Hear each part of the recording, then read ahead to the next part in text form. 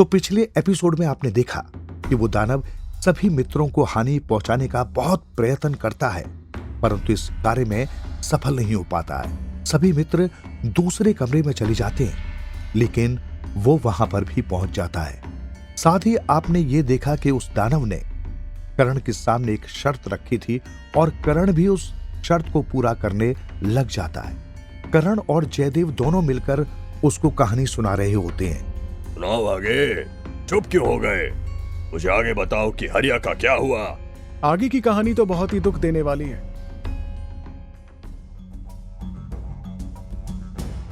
मैं सोच रहा हूं तुम्हें सुनाऊं या ना सुनाऊं। हाँ, इनको भी बहुत ही बुरा लगेगा कहानी सुन के।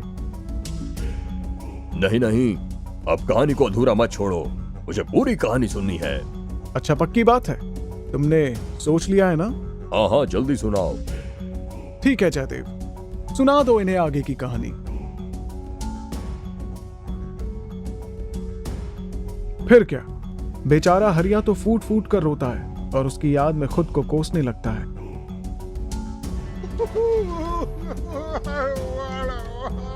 पर वो हरिया क्यों रोया? क्योंकि हरिया तो उस बकरी को खाना चाहता था। उसे तो एक ना एक दिन मरना ही था, पर बकरी की वजह से ही हरिया की जान बची थी।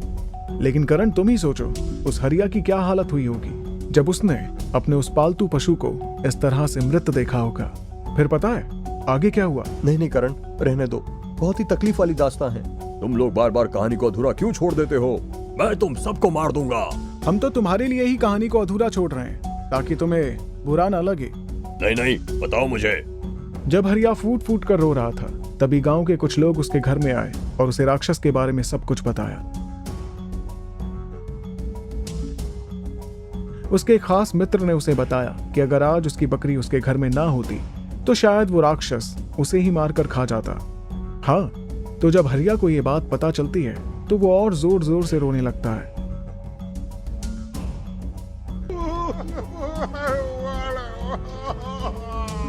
और अपनी बकरी को याद करता रहता है। लेकिन अब रोने से कोई फायदा नहीं होता, क्योंकि उसकी बकरी तो अब मर चुकी थी। देखिए ना, कैसे एक मूक प्राणी ने निस्वार्थ होकर अपने मालिक की रक्षा करी। हाँ देखो, कितने अच्छे होते हैं जानवर। हाँ देखो, हमारा टॉबी भी तो कितना अच्छा है। करण भी तो टॉबी से बहुत प्यार करता है। मालिक, अब आप बताइए, क्या उस बकरी के साथ सही हुआ? नहीं नहीं, बिल्कुल भी नहीं, बहुत गलत किया।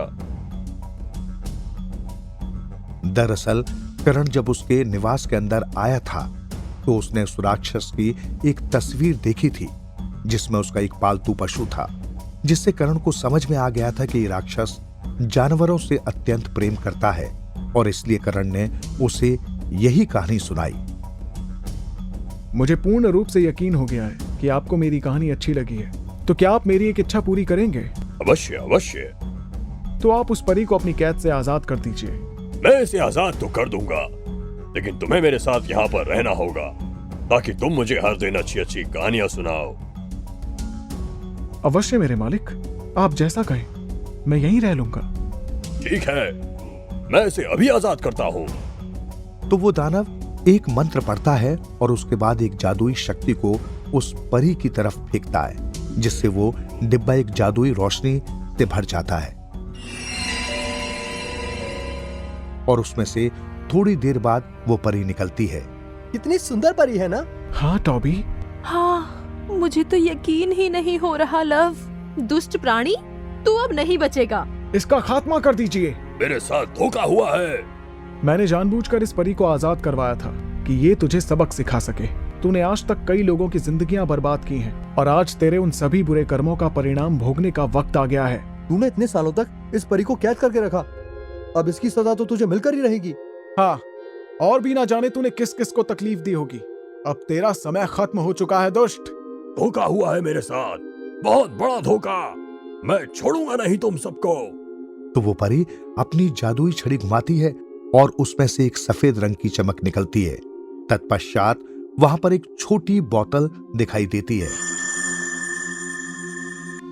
तूने मुझे कैद किया था ना, अब तू देख कि कई महीनों तक कैद होने का एहसास कैसा होता है। नहीं नहीं नहीं नहीं नहीं नहीं। और वो दानव परी के द्वारा उत्पन्न किए हुए उस जादुई बोतल में चमत्कारी रूप से कैद हो जाता है।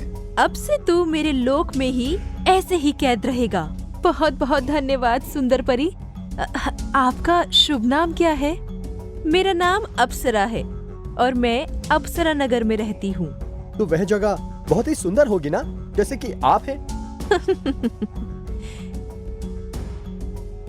ये तभी पता चलेगा जब आप सब मेरे साथ मेरे अप्सरा नगर में चलेंगे। करण, एक बार इन सुंदर परी के नगर में चलते हैं ना। मैंने कभी भी नहीं देखा कि परियां कैसे रहती हैं। हाँ हाँ चलो। अरे टॉबी, देखा तो हमने भी नहीं है, लेकिन अभी हम कैसे जा सकते हैं? टॉबी मायूस हो जाता है। तुम्हें उदास होने की कोई आवश्यकता नहीं है मित्र। हम अप्सरा नगर जरूर चलेंगे। परंतु अरे करण, तुम परेशान मत हो, बस थोड़ी देर की ही तो बात है। हाँ करण, राजकुमारी चंदा सही कहती है। मुझे भी टॉबी की तरह अप्सरा नगर देखने का बहुत मन कर रहा है, क्योंकि मैंने तो केवल अपनी दादी माँ के मुंह से कहानियों में ही सुना था कि परी भी होती है। ठीक है, चलते हैं फिर। ठीक है, तो आप सभी तैयार हो जाइए। परी अपनी छड़ी को घुमाती है और सभी लोगों को एक घेरे में आने के लिए कहती है। तत्पश्चात चारों ओर एक जादुई चमकीला घेरा बन जाता है और सभी लोग उस स्थान से अप्सरा नगर में पहुंच जाते हैं। वाह अप्सरा, आपका नगर अत्यंत लुभावना और सुंदर है। मुझे तो अभी भी यकीन ही नहीं हो रहा कि ऐसी भी कोई सुंदर दुनिया है। अरे वो देखो, उड़ने वाला कुकुर। वाह! अप्सरा नगर अत्यंत आकर्षक और तिलस्मी था। चारों तरफ उड़ने वाले पशु और सुंदर सुंदर परियां आसमान में उड़ती हुई दिखाई दे रही थी, जिसे देखकर सभी का मन एकदम प्रसन्नचित हो जाता है।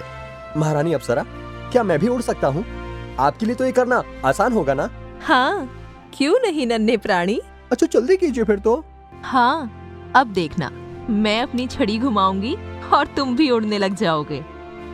तभी परी फिर से अपनी छड़ी घुमाती है और अचानक से टॉबी के पंख बन जाते हैं और वो आसमान में उड़ने लगता है।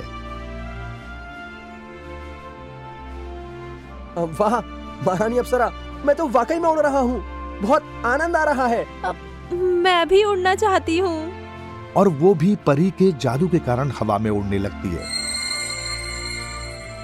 वो टॉबी को पकड़ती है और गोल गोल हवा में उड़ने लगती है, लेकिन तभी वहां पर एक व्यक्ति आ जाता है जो गुस्से में था।